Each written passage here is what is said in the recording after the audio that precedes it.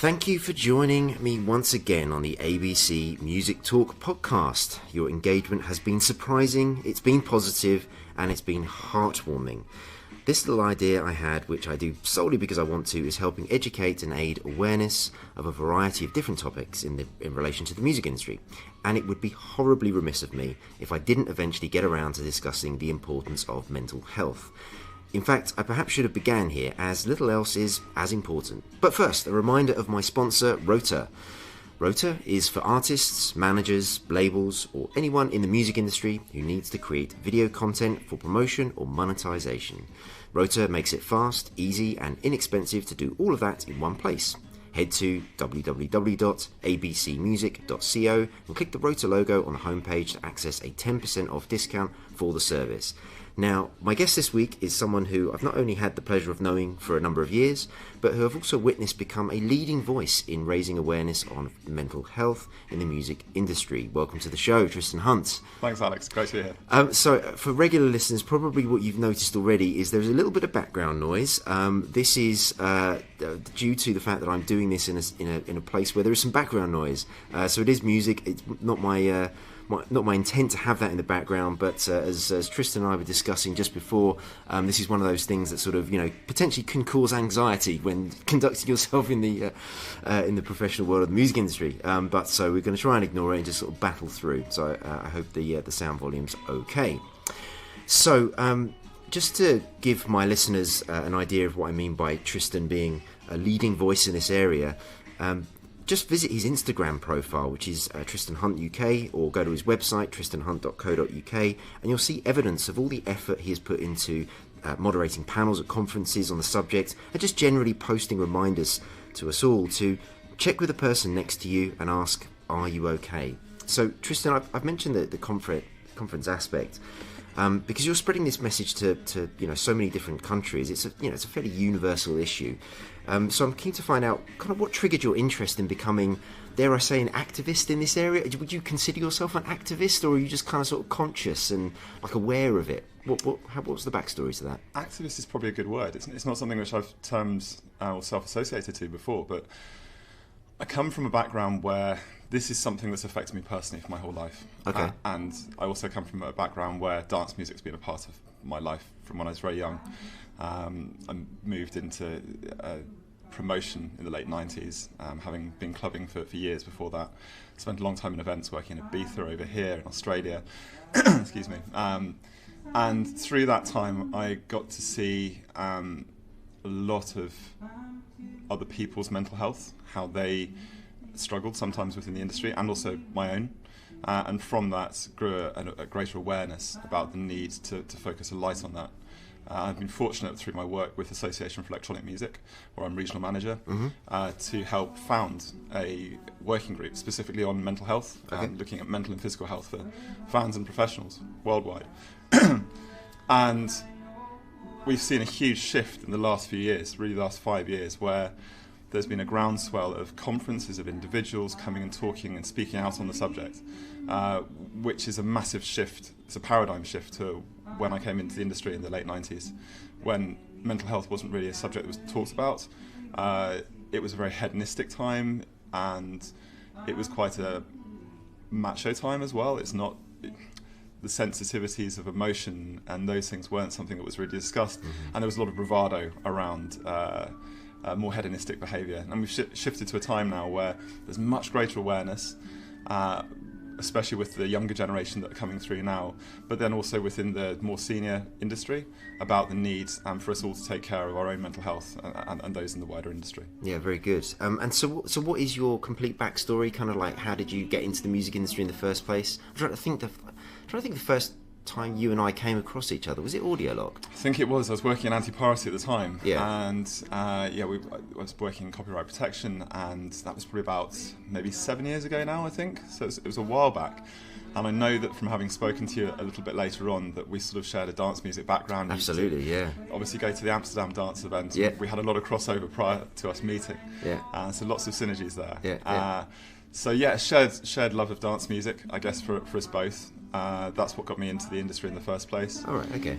Clubbing back in the West Country, I used to go to Thekla and Lakota to see Ronnie Size, Full Cycle, all of those guys, very much into my drum and bass and house music. I worked for a label called Tidy Tracks for a while. Oh, so I worked for Nucleus, and Tidy Tracks were kind of like the other... The main competitor. The other label. Yeah, I mean, but that was the thing, wasn't it? Nucleus Right. and Tidy Tracks. I mean, they were kind of purveyors of hard house. That's the one, yeah, exactly. So you had BK, Ed Real, all of those guys. Absolutely, yeah. Over in the Nucleus camp. Good friends of mine. Yeah, absolutely. Likewise. And then Lisa Lashes and Anne Savage and the Tidy Boys over in the other camp. Yeah. So love those days. It was an incredible energy to the music, obviously, which we both shared. Yeah. And the two labels and artists would often come together for amazing events at Brixton Academy and places like that. Absolutely, and like all the kind of like the summer festivals and things like that. Where we'd have our own arenas, and yeah, absolutely. There was a lot of crossover between the two. It was a sort of a friendly competition, wasn't it? I think 100%. And within that time, we also saw hedonism probably peak to a degree through the late 90s and early noughties, and I think the people that have come out of that part of the industry now, who are maybe a little bit older like us, have taken... How dare you? How dare you? I'm reflecting that back on myself as well. But we've taken those experiences and the times that we've been through to apply those to our times now. And I spent time doing some part-time work for Tidy. I worked in Ibiza doing lighting.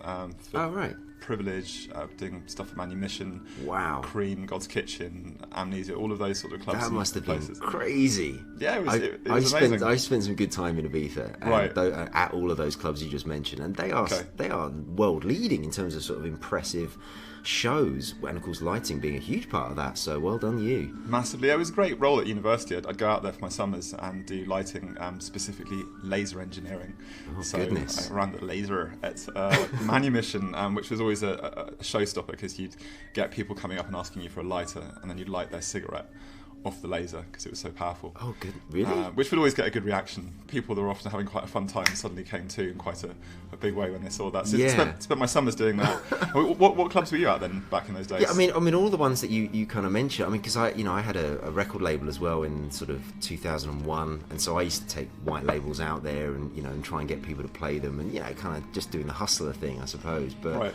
And I was friends with Lee Morrison, and he lived out there for a while, and it's it's kind of say no more. Yes, say no more. I mean, it was the first place I ever went to in a sort of foreign holiday, and I went when I was 16 years old with some mates from school. Wow. Yeah. That must have been exciting. That was weird and wonderful at the same time, and a complete eye opener. Yeah. Oh, it's like nothing else, isn't it? When you first go there, you can't believe what you're seeing. Absolutely. Yeah. No, it's otherworldly in many respects. So it was really interesting, sort of how you kind of introduced all of that. Well, first of all, I just want to sort of say my awareness of mental health has come about in large part because of the conferences, and I've seen many different people do bring to light the subject. I've often felt, at least in the ones that I've observed, there's been a real focus on the mental health of the artist at a music industry conference. Now, that's totally fair for many reasons. One, because quite frankly, if you've got artists on your panel, probably people are going to turn up because of the celebrity factor. But also, of course, us in the music industry are there to really look after the artists. But this podcast is, of course, about for people who are coming into the music industry for the first time, or have just started out, or generally speaking in the industry. I'm surprised at how many people who have had long careers in the industry listen to it, I'll be honest with you, but that's great. I guess maybe just because of the variety of subjects, maybe that's all it is. And it shows you're teaching something they want to learn as well, and I think that it's a constant process, isn't it? Always staying a student, no matter where you are on the ladder, always stay a student, and you always want to learn more and find out about how to sort of be the best person you can be. Yeah, totally agree. And just if people ever wonder about these podcasts, I never give my questions to the person I'm talking talking to at the beginning, because I find that doesn't work out so well, because they tend to answer the next question before I've even asked it, right? And it doesn't sort of work out so well. So you can probably tell that from the way I'm answering your questions now, that I haven't already had them. well, I don't know. Actually, no. You've been incredibly on point, as exactly how I'd expect.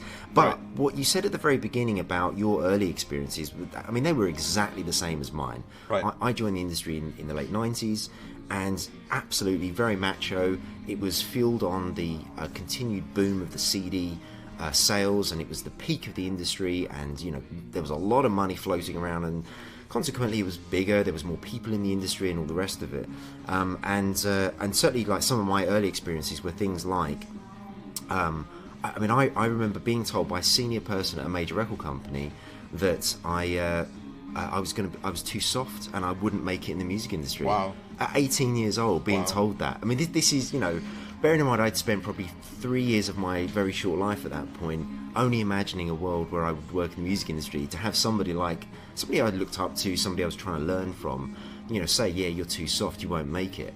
Right? I mean, that was kind of the industry that I came into. Another thing that always surprised me was people used to say things like, you ask too many questions. Not as in, oh, you're really curious. Oh, isn't it great that you're asking questions? Right. You're asking too many questions. Stop it. It was this kind of attitude of, no, I don't want to explain some of this stuff. I mean, perhaps in large part because some of the things were, not good, I suppose, which is perhaps where the industry sometimes gets a little bit of a bad reputation. It's paradoxical, though, isn't it, to actually how you need to progress in the industry, which is through asking questions. If you're going to develop, you need to ask those questions, you need to find things out, but also to be hit with that at such a young age, at 18, when you're still in such a formative time for somebody senior that you look up to really cut you down. I mean, that's a huge learning, I think, for everyone, in terms of if you're in that position, you should be there boosting and supporting those coming through. Absolutely. And never doing that. Yeah, I mean, I think, in some ways I'd like to sort of sit here and pretend that it toughened me up and all the rest of it and say all those kind of things, but really that's just a byproduct of, again, the type of industry that I came into. Sure. I felt like I needed to do that, and I really hope that future generations don't feel like that's something that's a necessary part of it. Right. So which sort of leads into the question: do you think that, has it improved? Like, is there more awareness now? Or more importantly, is the culture changed? You sort of said it earlier that you think that it is, but in parts, to what you're doing. So do you think it's improved since you've got into it?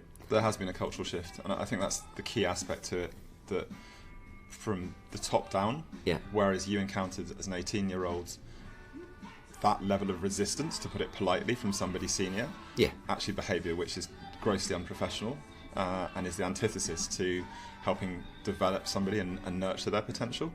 Now we've got an industry that's much more orientated towards nurturing potential, where conferences such as the International Music Summit in Ibiza, the Amsterdam Dance Event, Brighton Music Conference, leading international conferences are now championing the idea of mental health, whereas perhaps 4 or 5 years ago mental health was more of a footnote in such conferences. Now it's often a headline topic.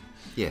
And when you get that happening, and you get the level of panellists that are coming up, again, senior people, but then also people that are coming into the industry and mid-level, i.e. every level of the industry, participating on those panels, turning up to those panels, talking about a range of issues, covering everything from anxiety and depression through to performance anxiety for artists. You can't help but feel a massive shift in the way in which our industry now regards mental health, that it's no longer treated as a weakness, that it's treated as something that we all have to varying degrees, and we all certainly know somebody that's been through it, and that if we're to not just survive but to thrive as individuals and in industry, businesses, companies, we need to take it into account, we need to support it. Yeah, okay, very good. So I think what I want to do now is just like start to talk about some of the sort of the areas that affect mental health in its kind of completeness, if you like. Sure. So one of my I've said this before on this podcast, and I talk about a blog post that a friend of I believe both of ours, Lara Baker, right, wrote when she left a company she'd been with for a very long time, and a large part of it focused on this kind of loss of identity that she experienced. And I'll read the quote because she's incredibly eloquent when she writes and when she speaks, of course. Right. And it went. So much of my identity after 13 years at one company was wrapped up in being Lara from ... How did I detach from that, and who was I otherwise? Now, I experienced something very similar to this when I left Ingrooves. For a long time, I was Alex from Ingrooves. That's how people knew me. And so when I eventually left, I did feel this sort of sense of loss of identity. Right. So I just wanted to kind of get your thoughts on that as like sort of one of the trigger factors of people working in the industry. Yeah, absolutely. I spent the best part of 6 years at a company called Audiolog, and that was very bound up in my identity. And I mean, you literally wore the T-shirt. I literally wore the T-shirt. T-shirt. Everywhere you went, like you were a walking advert for that company. Right, and I think when you find yourself so ingratiated into something, you wrap your identity so much in one thing, that presents a high degree of risk in terms of your own mental health and well-being. Whenever we find ourselves with our identity sort of specifically in one area, it provides us with less flexibility to move around mentally. Right. And I've spoken to artists, and I've spoken to some leading figures within our industry, very similar to what you're saying, in roles, everything from high-level international DJ radio presenters through to senior executives, A&R. And everyone that's been through the same process reports the same thing, that when their identity has been consumed by a certain company or a label or entity, when that comes to an end for whatever reasons, it's then much harder to move on. So the lesson to be learned, I think that's worth us all considering, is to stay mentally supple, is to not to ever tie our identity ever to one thing too much. So we can certainly fly the flag for something. So for example, I now work for the Association for Electronic Music, the global trade body for the genre, and I love it. Yeah. We do so much great work around the world, whether it's diversity and inclusion, making sure that rights and royalties are paid out, music recognition technology, through to mental health. Yeah. The variety is wonderful. But I work as somebody within that business, and I have other interests. That's not just me. Yeah. So I think the less we can wrap our identity up in a single thing, the more flexible we are to future events. Somebody said to me, which I think is a great piece of advice, when I was kind of talking to them about this, because I couldn't articulate it properly. I couldn't exactly explain what was kind of going on in my head. And he said, well, it's just a project that you've done in your life. And as soon as he sort of went, it's a project. That right. It wasn't you. It was just a project that you were doing, and that really helped me kind of like break apart that connection with it. And so I've kind of carried that into everything else that I'm doing. I mean, perhaps it's the manifestation of what I'm now doing, where I'm working with a few different companies. But yeah, it was just kind of don't get so emotionally attached. Care about it. Right. Right. Absolutely, you should care about what you're doing. But ultimately, we're working with music. It's an art form, and therefore it's not cans of beans that are inanimate, right? You're dealing with people. It was just like, but it's just a project that you do, and you'll move on. You'll finish that project and you'll move on. 100%. Maybe we've both seen the film Fight Club. They have maybe, yeah. Have done. Of course. There's a brilliant line in there about you're not your car, you're not your bank account, you're not the possessions and the things in your life. And I think the advice you were given about it just being a project is great advice. Whenever we feel ourselves associating maybe to the clothes we're wearing, or to the money we're making or not making, or the job we do, right? And it's probably worth underscoring the money we're not making in the music industry, because a lot of people that are coming into the industry, of course, they're typifying issues with mental health where there's a high degree of precarity with their income. They may be doing multiple jobs, they've come into a label, or they're in a band, they're trying to make it as an artist, or work backstage in some capacity. and the money's often quite scarce, and so trying to do all of those jobs can put a huge mental pressure on people. But regardless of whatever stage you're in, whether you're coming in, you're mid-level, or you're already slaying it, and you're a senior person within the industry, that idea of identity and never tying our identity to too much to what we do, I think is really important. Yeah. All right, very good. Okay, so another one is, and this again I think is certainly when we started out was a huge problem, especially as when you weren't earning a lot of money, which was the working hours. Right. The expectation is, it doesn't matter what's in your contract, right? The expectation was always do more. Right. If you weren't, it was almost seen as a bit of a slight on the company that you were working with. If you were sort of, not clocking out, but like if you were just leaving at a sensible hour, it's like, what are you doing? Why are you leaving? There's stuff to do.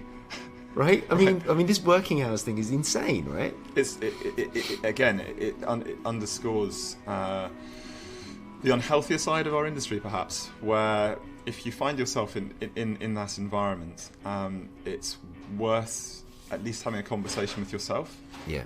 Am I doing this because I want to, or am I doing it because of an unfair expectation? And at a senior level, if you're running a company that is of that nature, it's probably worth stepping back and just going, am I being fair to the people I employ?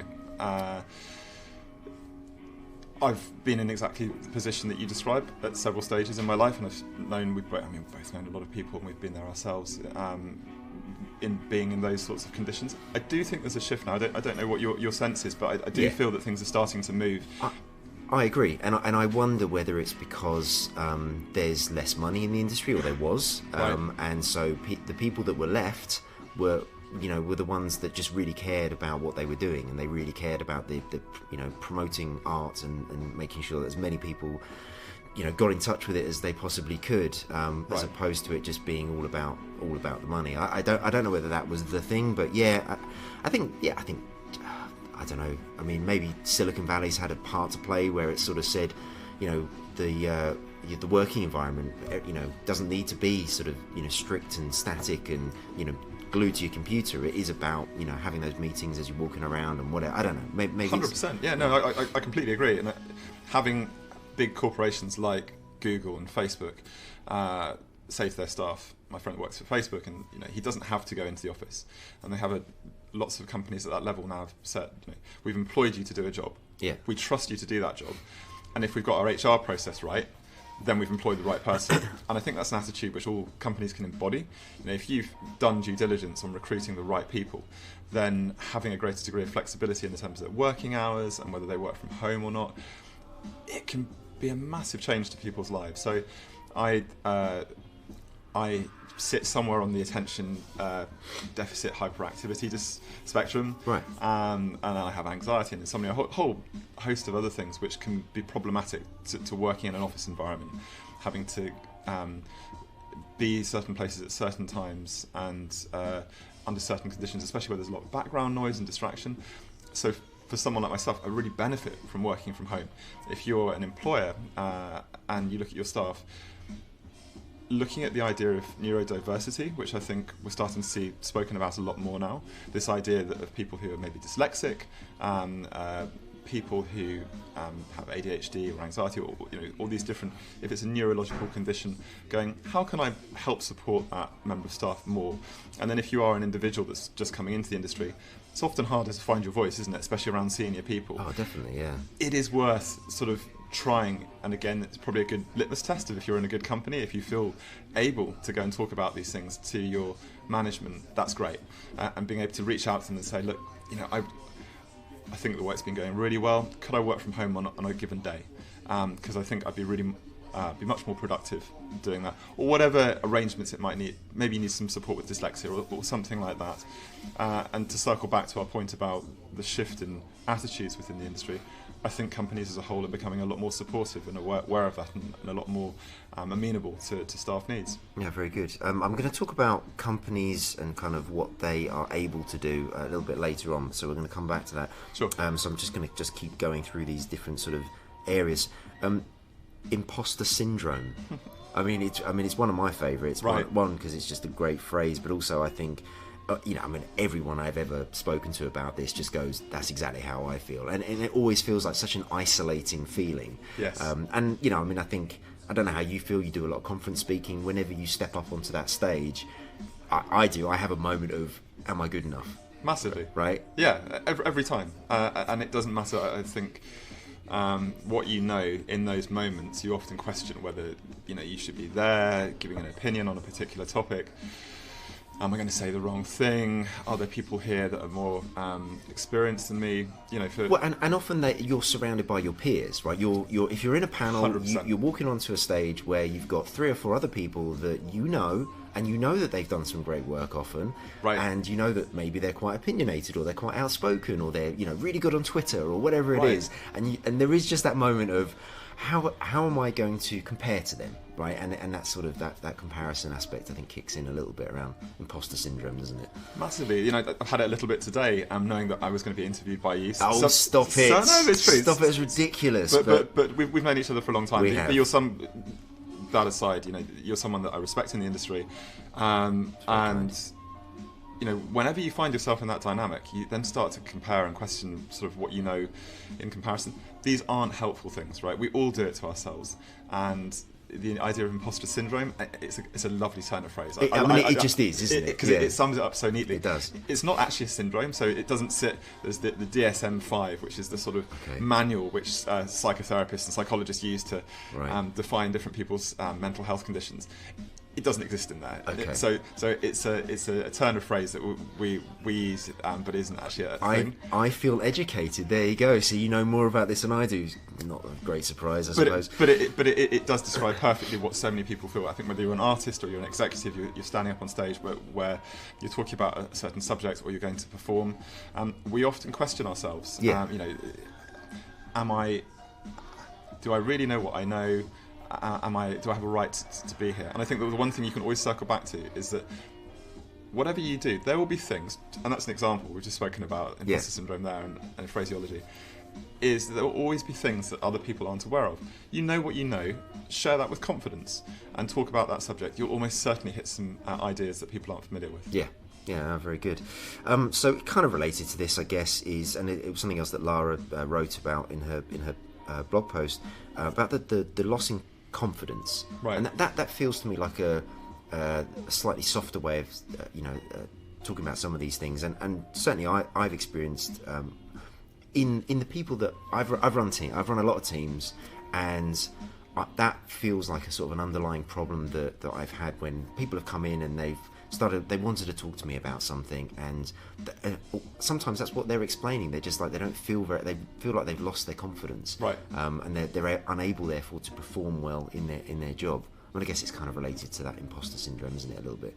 100%, and that again is probably another great sign of good management, where people are able to lift people out of that and to give them the confidence boost. The antithesis to what you had when you came into the industry as an 18-year-old, where that support wasn't offered to you. Yeah. And it's worth, especially when you're coming into the industry, it's really worth just checking in with yourself on a regular basis, talking to your peers, trying to be objective about where you are and not comparing yourself. The less you compare yourself to other people, the more empowered you will feel, the more confident you will feel. Yeah. Try and be objective about your own skills and your own development, about where you are on your journey, not how you compare to somebody else in the team or somebody that's perhaps senior. Those things can be very grounding, and they can be helpful, especially if you get stuck into a little bit of a quagmire of self-doubt and feel like you're not moving forward. Yeah, do you know what? This has just reminded me of an anecdotal story that I'm going to tell, because you might know the person involved in this. So my first job in the music industry was working for Lynn Cosgrave at Sony, of course. And we did an off-site at the Met Hotel in London, and we did a few things during the day. It was kind of a whole day of like different exercises and whatever, and just analysing the business. But one of the things that we did was she said, "Oh, right, go around the room and say the one thing that was an improvement, if you like, to the year that we've just had," type of thing. Right. So everyone kind of went round and they talked about, sometimes it was a project or whatever. When it got round to Lynn, she went, Alex has been the best thing to happen to this label. And I sat there Fantastic. and just sort of obviously beaming in like inside and probably blushing. Right. But of course then all the other executives kind of just gave me a bit of a sideways glance of like, what? But certainly for a confidence point of view, it really, really helped. And I think it was just because, you know, I'd obviously just approached things as I'm lucky to be here. Yeah. I really want to double down, and I just worked really hard and learned a lot. And I guess that was what she was kind of saying. Like, you know, I expected almost nothing from this person, and you know, they delivered more than I expected. So yeah, it was really helped with the confidence, I have to say. I bet it did, and that's a great example as well of where somebody senior can do that. And your reflections now, all these years on, are so positive about that. That really sits with you. Again, when you're coming into the industry, there's always an opportunity to do that as well for your colleagues. There'll be other people, even if you're at a junior level, that you can do that same thing to. That's really empowering for yourself, and you're really helping another individual. So maybe it's the intern. So maybe you're the junior A&R, but you've now got an intern there. Take an opportunity to sing their praises when you can. If you can do it genuinely in front of other colleagues. That could be a huge morale boost to that individual. And all of those little ripples that we can have on other people's lives through positive comments like that can make a huge difference. Yeah, no, absolutely. So we sort of talked about this earlier, about what companies can do. I have this sort of so I've had the major label experience. I've worked so therefore big companies, right? But I've also obviously worked. Well, I've had my own label, which was just me, and you know, and smaller companies. I often find, especially like new ones, there's a real lack of like some of those, if you like, I want to call them departments. I don't know if I mean that. Like even the lack of an HR team, sure. Right? And so certainly, as I sort of explained earlier, I've often found myself in the position of one other person that hires the people, and therefore that person sees me as almost like that HR role, and that is where they'll sort of come into, you know, my office or whatever, shut the door and just go, I just need to talk to you about this. Right. And so, I mean, to address mental health issues, often there isn't anyone that has that responsibility or a dedicated responsibility, and so you know, they're there because they're great business people or they're great A&R people or whatever their skill set is, but they often haven't been educated in how to deal with people, right? I guess it's kind of people management in some respects. 100%. Yeah, so I don't know, is there anything that the industry could do around that to like support small companies? There's some great work being done by trade associations like AIM, for example, AFEM, where they are helping to disseminate that sort of information. So I think that there are trade bodies, A2IM in the States, right, doing similar sorts of work. So I think that's been a focus of those organisations for some time. It's still hard with smaller companies, where they don't have that delineation of departments. You know, there's not specifically trained people in given areas who are really experts in that area that people can then go to. That's perhaps one thing that our industry still struggles with, especially at an independent level. Yeah. You know, it's tough if you're wearing many different hats, and you've obviously worn a lot of different hats yourself. You've seen it from all of the different angles, from a major label point of view, from a big company perspective, right the way through to having your own business. It is tough, and I think for those individuals that they're not necessarily intuitive for people. Maybe they've got a great ear for music and they really get the business side of it. Perhaps the HR side of things isn't so strong. That can be challenging, especially at a junior level, when you're in a business like that, a small business where you're really enjoying the work, but you don't necessarily feel there's people within that company that you can reach out to. I would say that if you find yourself in that position, talking to trade bodies like the Association for Electronic Music, talking to the Association of Independent Music here in the States, reaching out to those sorts of groups. Music Managers Forum is another great one as well, for some guidance, which right, all of those organisations will happily give you. You know, even if you're not a member, if you're junior and you come, people will recognise the role you're in and they'll treat it confidentially. So that's one way to go about it. The other one is to try and find a mentor. So right, mentorship. Very good. I'm sure that it's something that, you know, we've both benefited from. Maybe there's been somebody in your life that you've sort of come across. Yeah. Lynn, you touched on earlier. Sounded like she was. Lynn was one of the first. Later on, it was somebody called Gordon Rintoul, who was at Right Through to with me, and he taught me an awful lot about myself, as much as, like, you know. So basically, you used to sort of say things like, "Oh, you know, do you realise that you're really good at this?" And actually, I hadn't thought of it like that. Amazing. And it was just, he was brilliant at kind of like just guiding me and developing, I suppose, me as an individual as much as anything else. And he helped tease out those areas of you that were sort of growing, but you hadn't quite recognised yourself. And he did it effortlessly. It was just something he wanted to do, and yeah, so that was really good. I mean, there have been many other people that have influenced me heavily over the years. And funnily enough, actually, and I don't talk about this very often, but there are also, I've had bosses, if you like.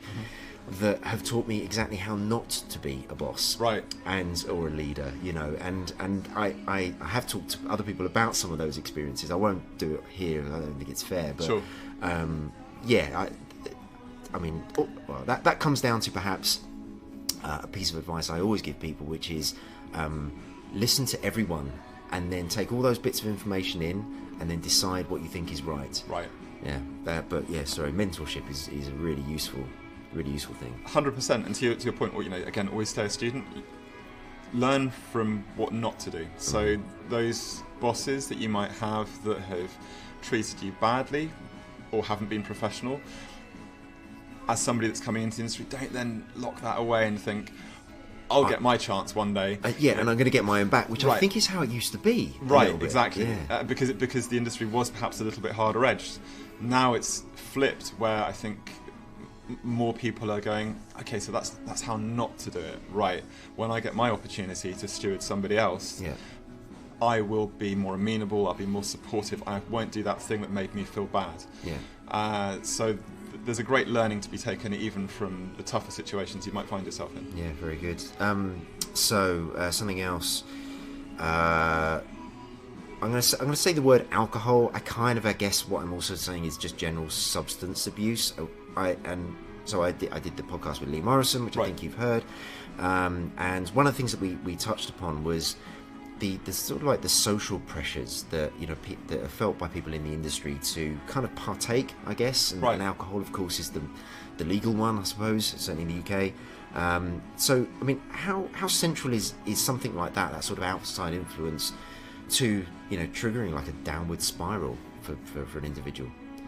I think it can be significant, and we again come from a time where alcohol and drugs were very much a part of the fabric of the industry at various different levels. There's very blurred boundaries, isn't there, within the music industry of where work finishes and personal playtime begins. Yeah. And that's often... I mean, you're literally walking from the office and going into a venue, but it's still all the job. It's, you know, it's a continuation of that often. Exactly. So that's something that people that have succeeded, I think, have been mindful of, and you see it. There's some Darwinian culling, maybe, that's happened as a result of that over the years. Right. Which it's an interesting way of looking at it. Yeah, and I think that's twofold. One part of it might be that, mental health aside, there's some people that can't draw a professional delineation between the work and personal, and then for others, to come back to your point, there's people that have struggled with the pressure and the stress of being in a high pressure environment, where it's very competitive, you're working long hours, all of the things that we've touched on before, and then they've then used those things, drugs and alcohol, as a way to self-medicate, as a crutch to get through that. Then that can become problematic. That can then precipitate deeper issues that might be in there. So if, for example, you have anxiety, it's something which I've had my life, you have then anxiety, you know, it's something we're all maybe familiar with. If you've had a few too many pints the day before, you can feel a bit groggy the next day, and you're questioning yourself. Even if you've never had anxiety before, you can maybe feel that latent sense of anxiety from having one or too many drinks the night before. Very easy for people to get themselves caught into a spiral where they're drinking in a social situation, they walk into the club, event or party, and they have a drink straight away just to take that edge off. I've definitely done that. Right, we all have. Exactly. I still do it now, I'll be honest with you. It's very easy to do that. It's something which can then lead to other things. I gave up drinking for a year and a half, which was pivotal. This is back in sort of 2015 through to the beginning of 17, so not that long ago, but it was really helpful for me to recalibrate in terms of being able to go to events now where I still have the same pull to have a drink when I arrive because my anxiety's up. Right. Both you and I are socially orientated people. Yeah. We love people, but when you go into that environment, it's tense, right? Yeah, absolutely, But I think if you can intervene and say to yourself, I'll talk to one person and then I'll have a drink. Right. Okay? And you speak to that first person and then you go, I'm still feeling a bit anxious. I'll talk to one more person and then I'll have a drink. And then you go and I'll have a Coke or a water or something instead. Yeah. You can sometimes find yourself having gone through an entire event, having drunk no alcohol. That's a huge personal victory, which you can then hold inside yourself. And when you go to that next event, you will feel less anxious. And that's a way of building self-confidence. It's like a memory that you've had that you can do it, and therefore it's possible. Exactly right. So you then say to yourself, I no longer need alcohol to function in that situation. Right, so the dependency goes. Correct. You rehabilitate yourself to a more positive behaviour. But I think, again, with the new generation that's coming through, sobriety is a focus. You probably speak to people yourself now from a similar position. Yep. I mean that was well, I can say all of the people that run the companies that I work with now are teetotal. Right. And that's massive. That's massive, yeah. And that speaks volumes to how perhaps they, have. I mean, sometimes it's a health reason or whatever, but ultimately they're still at the heads of their businesses and leading them, and came up with the idea in the first place, and and they're impressive individuals, all of them. Right. I think their clarity on the world is perhaps part of that, which comes with not drinking. And 100%. I mean, this is kind of what Lee was talking about in his podcast. The fact that he just feels very different and better, just generally. Right. He doesn't drink to basically not have the hangover in the morning. Yep. And of course, it allows him to deal with problems in a much more controlled manner than the slightly to hell with it type of attitude that can come in, once you've had a few. Massively, and I think that ability to make correct judgments is such a huge benefit early on in your career as well. Yeah. Where you will cause yourself less stress and less anxiety, where it's all too easy to have been to the label party or the festival and you come into work feeling really hungover. Yeah. And then that anxiety of comparison, of where you sit in the office, of the workload that you've got to deal with, all of that. The gain is turned up on all of those things. Yeah. You can turn the gain down really easily just by not drinking. Yeah, or just easing off. Just have a drink at the weekends. But I think it's fair to say that the music industry loves a free bar, and there's a lot of free bars in the industry, right? And it's difficult to, once you've had 2 or 3 or 4, to stop there, because it's become the habit of the evening at that point. Right, exactly. It's very difficult. Definitely. After the interview with Lee, a friend of mine, works in the industry, got in touch and sort of said, actually, it was really interesting to hear about that, because I'd made a conscious decision to not drink at industry events because I'd done some stuff that I wasn't proud of or wasn't happy about, or got myself into situations that were uncomfortable, and so there's sort of almost that side of it as well. It's not, right. It's not just the anxiety that you get or the depression that you get after it. It's like the things that can happen around those just slightly hedonistic kind of moments of the free bar, and everyone's kind of getting there, and 2 a.m, it's all gone a bit awry. That's right, and there's one extra added bonus to all of this as well, which is amazing. You feel like you have superpowers at 2 o'clock in the morning when you're sober. Yeah. Whilst those people around you are smashed. Absolutely. And people are coming over and you're able to introduce people by name, and you can talk about companies and you remember key facts, and people are genuinely impressed. And then the next day you actually remember the whole night. That's genius. That is genius. That's such good advice. It really is. And funnily enough, weirdly, just at the weekend just gone, I was in, I've got a bar now. Right. And I was in the bar and I had a friend there, and I hadn't seen him for ages. And because I'd had a slightly heavier night on the Friday, I was like, I don't want to do this. So Right. I drank water the entire night, and inevitably towards the end, everybody else is getting slightly wide-eyed and all the rest of it. Yeah. And I'm sitting there just going, oh my goodness. Presumably this is what I'm like when it, Exactly. And it's Yeah. a real eye-opener. It really is. Yeah. Yeah, good. So, a modern day problem now, something that Scott Diaz in the interview that I did with him talked about, which is that pressure of, around social media, the need to update and, of course, always present your best self. And, that it's just kind of like, it's a slightly new phenomenon, right? But, Right. I mean, I remember before it all, and, sort of being told to always just like the pressure was always just respond positively when somebody asks, how are you? Sure. And I guess that was kind of like before the internet type of thing, where you just always go, yeah, everything's great, Right. even if it isn't, right? That literally, I was told to do that in the industry by people. But so social media, like what's the impact that's having on people? Well, they're just doing what you've just said there, but online. So the presentation that we normally get from our friends, family and professionals online tends to be very positive. It looks often glamorous or exciting. It's a very good presentation of their lives, and it's maybe not a true rendition of where things really are. So it adds importance to that fact that when we see people in person, that we really check in with them, and we sort of gently check that they really are okay, and just be present and spend time with people. I come off social media like probably an increasing number of people now. I was going to ask you about it. So like a manager friend of mine I've just noticed has posted on all of his socials to say having a break. Right. I'm still around, like the mobile phone still works, you can still send me an email, but I'm just not doing this. Right. Facebook, Instagram, etc. So Great move. yeah. I mean, to finish, people will look online and go, hang on a second, you posted something the other week. I've come offline on a regular basis. So I had 8 months off a couple of years ago. That was kind of like completely off, deleted the apps type of.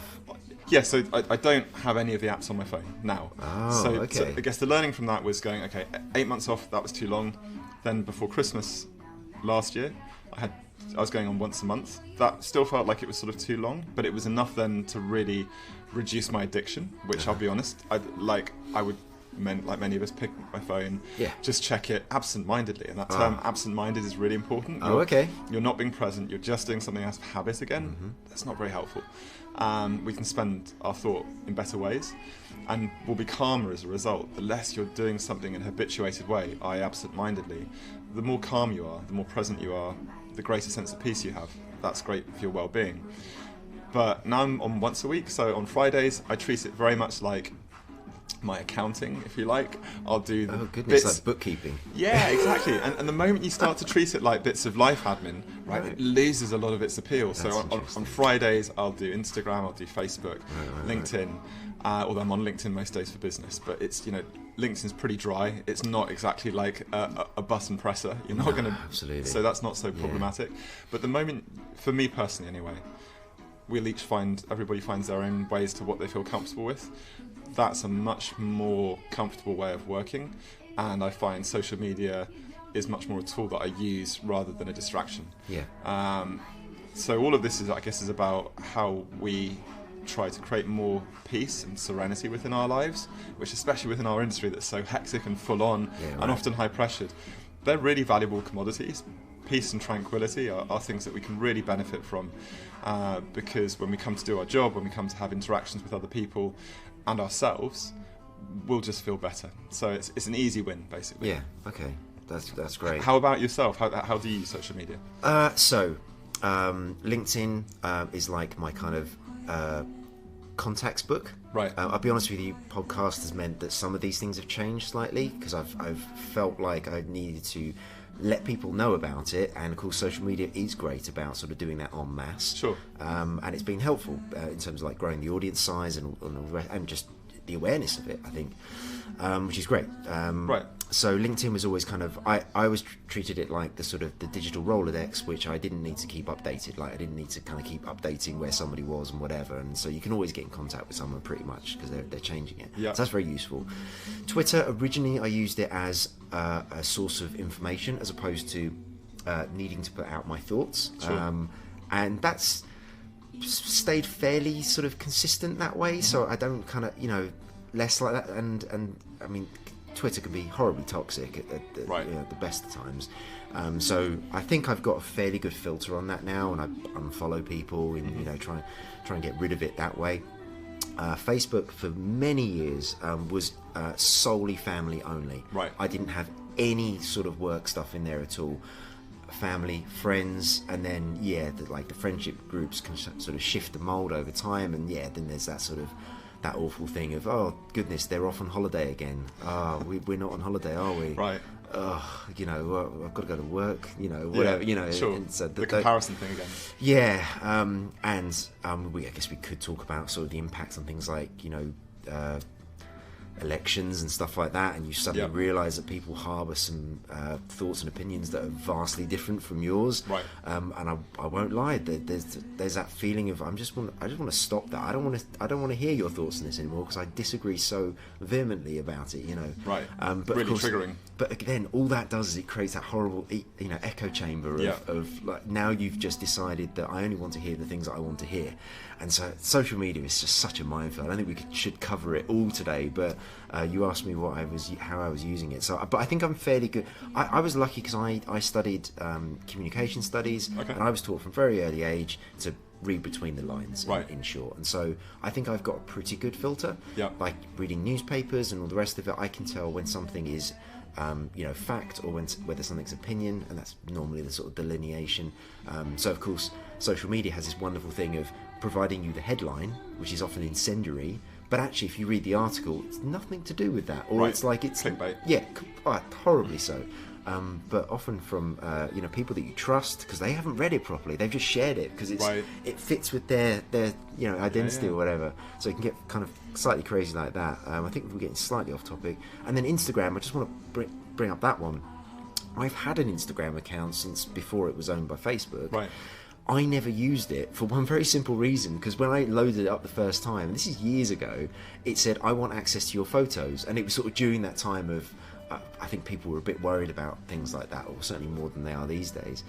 So I never used it, and it was only when I was doing the thing for Warner with Level, and we were talking about marketing, and the marketing guy that I had running it was, there's going to be an Instagram kind of thing, and I was like, oh right, so I need to test some stuff. So I only ever kind of like figured out what my old password was, from that, and I've only just started using it. And at first I was like, oh, this is really interesting, it's very, very different, and sort of quickly it's become like, again, just another source of look, lots of people having fun, lots of people right. achieving things that I'm not, and all the rest of it. So that now I'm sort of less interested in it, I'll be honest with you. And it's that thing of using it for something that maybe is beyond just sort of egoic reflection, where you're saying, look at this cool, fun, exciting time that I'm having. Yeah.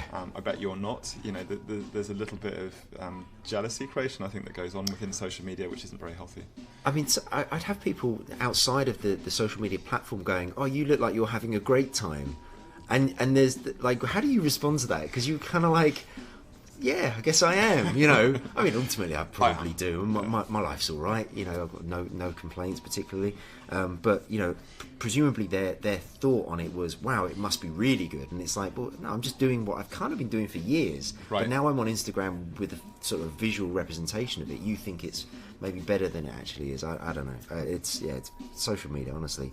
And so one of the other things was the pressure of needing to update.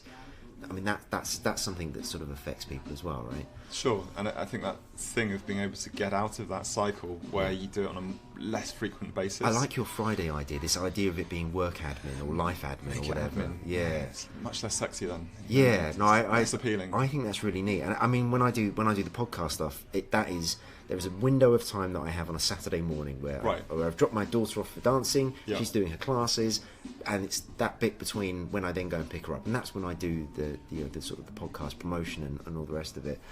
That feels like admin, I won't lie.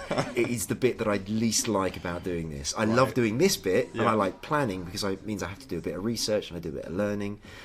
But that is definitely admin, and so social media is definitely becoming more admin based. So I'm glad you said it because now I can think about it like that, which is great. Healthy. Absolutely. So I'm getting towards sort of the end of my level of understanding of all of this. I've got the word loneliness written down, which we sort of covered, I think, a little bit. Or have we? I don't know. Loneliness, is that's something that people can often feel, like the isolation? I think certainly for artists, yeah, the loneliness of being in the studio for long hours, which are often late at night. Again, when you're coming into the industry, you're doing that frequently when you've done a day job already. So that's going to take up your evenings and weekends. You're by yourself, going through that creative process without somebody to bounce off. If you're working on your own, that can be very challenging. For the community that I principally represent, which is the electronic dance music community, a lot of them are individual DJs, and when you're touring, you're by yourself. A lot of well-known artists like B-Traits have spoken out about this, where it's tough on the road, and you know, even when you're starting out playing smaller gigs, maybe by yourself, you have no one to talk to. You progress a little bit and you're playing bigger venues and you get some success. You come back from a great gig to a lonely hotel room. That's quite a jarring difference between being in a very high octane environment with a lot of people to one of isolation. That's really going to catalyse loneliness if that's something you have already. Very briefly, I spoke to an artist manager last year looking after a well-known artist where he was doing a lot of touring in the States and finding the process very lonely. So what they organised when he went back to the US was to do a tour where he met up with producers along the different tour dates, and so was able, rather than just going back to a hotel room, to do something creative, to be with other like-minded people. Yeah, so there are companies now that are being much more mindful about how they look after artists, especially in that area. But yeah, I mean, I think it can be a very lonely existence in different parts of our industry. You know, whether you're starting out, you're sort of midway through, or even when you're senior, you know, you're having to make some big decisions by yourself, and you don't often have people around you to do that. Yeah, very good. So, have I missed much, or are there any sort of things that you often find yourself talking to people about that you want to raise at this point? I think just some really simple things that we can all do that are helpful. The idea of not looking at your phone first thing in the morning. God, yeah. It's so easy, isn't it? So here's one of my issues with that, right? I've often had a sort of quote unquote international role, right? Which often just means I'm working for an American company, and I'm therefore responsible for pretty much most things outside of America, and the time zones, therefore, for me are like, in terms of my working day, they begin as soon as I turn my phone. I have to turn it off at night, otherwise I would never sleep. Sure. Because the blooming thing would just keep beeping and buzzing all night long. And it's just purely just it's not that I'm particularly popular. That's not the issue. It's just that people are working on different time zones. You are as well. Leave that. No, we're not doing that. But thank you. No, but it's that thing. So the phone goes, and it is. I do a lot of work in Asia, and so it's often things like that. And what it is a group of people over there had a discussion, and the phone's gone, and I'm like, I've got to have a look at it, because that could be a number of different things, and it's almost always something that's happened in a slightly different time zone, and of course that then extends right through to the end of the evening. So checking the phone is a constant because of my job, and of course once you've finished all those messages, it's just too easy to go, oh, there's a notification that I've got that's some interaction on Twitter or LinkedIn or Instagram or Facebook, and I just find myself cycling around all of those apps in a completely mindless way. Yeah, right. Oh my goodness, it's so easy to do. It's so easy to do. I've got to figure out a way of stopping that. So quick win: just turn notifications off. Yeah. If you have your phone off until you've done your routine in the morning, so maybe that's having breakfast, doing a bit of exercise, writing your to-do list for the day, you're in control of your day. Yeah. Then turn your phone off airplane mode. So I keep mine on airplane mode until that point, so don't get any emails coming in, and the same with my laptop. Then when you start to get messages, you're like, right, I'm going to go and do this consciously, and your days they're not being orientated by email. You're not being told what to do by other people. So that's a great way to keep a sense of peace. And turning notifications off on your phone is an easy win. I do just want to say, like, because I've read a lot of like blog posts, and I'm on Medium a lot reading things, and there's so many articles about exactly kind of what you just said there, and I do often read them and just go, you're making it sound easier than it actually is. And I don't know whether that's true, but it certainly feels that way. Right. I don't know. Like, I think you just got to dive in and try it. So I've got to a stage now where I have no notifications on my phone. I've deleted all social media. If I go to a conference or event, I will load social media back onto my phone, which is principally Facebook, Instagram, and LinkedIn. I'll delete them afterwards.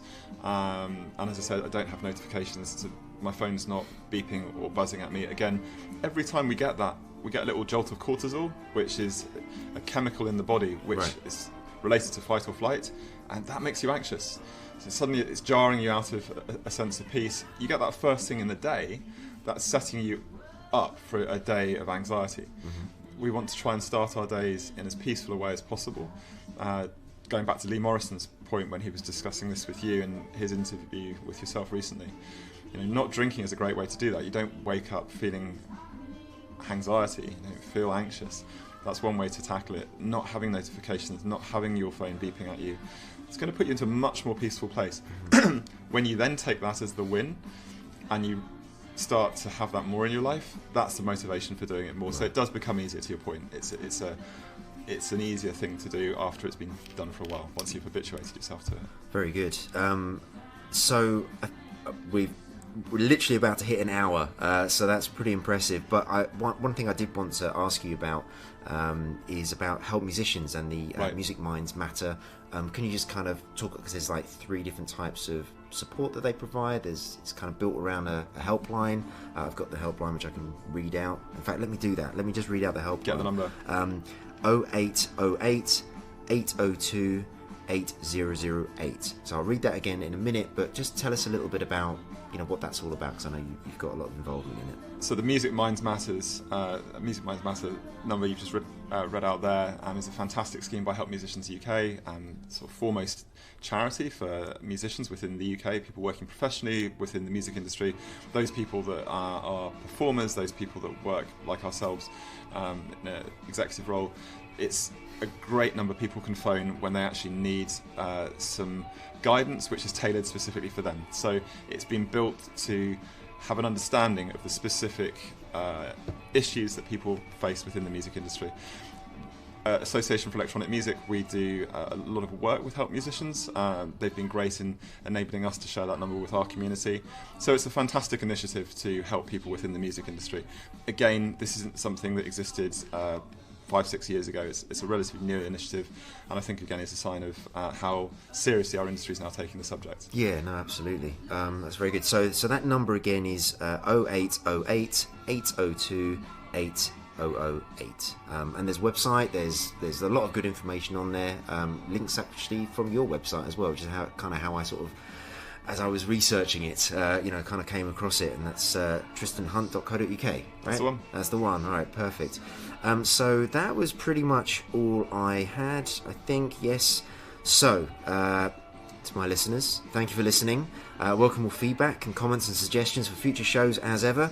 And my Twitter handle, even though I'm now perhaps only going to check this on a Friday, is at Alex Branson. So just put podcast DM in a message to me and I'll follow you back and we have a dialogue. Or, of course, just go to my website, which is www.abcmusic.co, and you'll find a contacts page there where you can drop me a line through email. So, Tristan, thank you so much for coming on. This has been utterly fascinating, and I hope a lot of people will get a lot from this. I certainly did. Thanks, Alex. It's been a pleasure. All right, and I'm so sorry for the background noise. I don't know how this is actually going to come out. I'm about to go and listen back to this, and I hope that it's not too intrusive. Very interesting soundtrack.